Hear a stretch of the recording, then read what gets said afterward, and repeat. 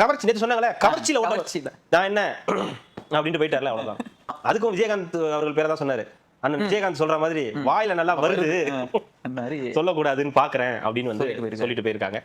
அவ்வளவுதாங்க, அவர் வேலை முடிஞ்சிருச்சுங்க. வந்தாரு, பேசினாரு, கதை விட்டு போயிட்டே இருப்பாங்க. அதுக்கப்புறம் இவங்க கதை இருப்பாங்க, பிஜேபி சொல்லல, RSS சொல்லல, திருவள்ளுவர் சொல்லல, காவி சொல்லல, சட்டமன்றம் சொல்லல, பெண்கள் சிறப்பு படை பத்தி சொல்லல, மோடி சொல்லல, RSS சொல்லல, ஸ்டாலினை பத்தி தான் பேசுறாரு, அவர் அலுவலகத்தை பத்தி தான் பேசுறாரு, ஒப்பாரி வைக்கிறத பத்தி தான் பேசுறாரு அப்படின்னு இதே தான் பேசிட்டு இருப்பாங்க. இதே தான் நீங்க தேர்தலுக்கு முன்னாடி பேசிட்டு இருந்தீங்க. தேர்தலுக்கு அவரோட வேலை என்ன தெரியுங்களாங்க, நல்லா நம்ம பழைய பொம்மை இருக்கலாம், நமக்கு வாங்கிடுவாங்களா, ஒரு 20 திருவி விட்டுருவோம், நல்லா திருவிட்டு அது பாட்டு ஓடிட்டு இருக்காங்க. அந்த மாதிரி தான் வராரு, 20 நிமிஷம் பேசுறாரு, 20 நிமிஷம் என்னெல்லாம் பேச முடியுமோ கலாச்சு விட்டு போயிடுறாரு. இவங்க அதுக்கு ட்ரிகர் ஆகி இவங்க பாட்டுக்கு தான் பேசி அடுத்து அவர் பாட்டு அவர் வேலையை பார்க்க போயிடுறாரு. இவங்க மறுபடியும் அதே பேச்சிலே நின்றுட்டு இருக்காங்க. இங்கே பாத்தீங்கன்னா நீ பிஜேபி பத்தி பேசல, பாத்தீங்கன்னா இன்னைக்கு பிஜேபி பத்தி பேசல, RSS பத்தி பேசலன்னு சொல்றாங்கல்ல.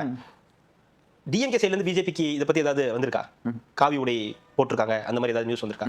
சரி, ஓகே, அப்படியே வந்திருக்குன்னு வச்சுக்கோ. வருங்காலத்துல பிஜேபி கூட டிஎம்கே கூட்டணி வைக்காதுன்னு இன்னைக்கு பேசக்கூடிய யாரால சொல்ல முடியுமா?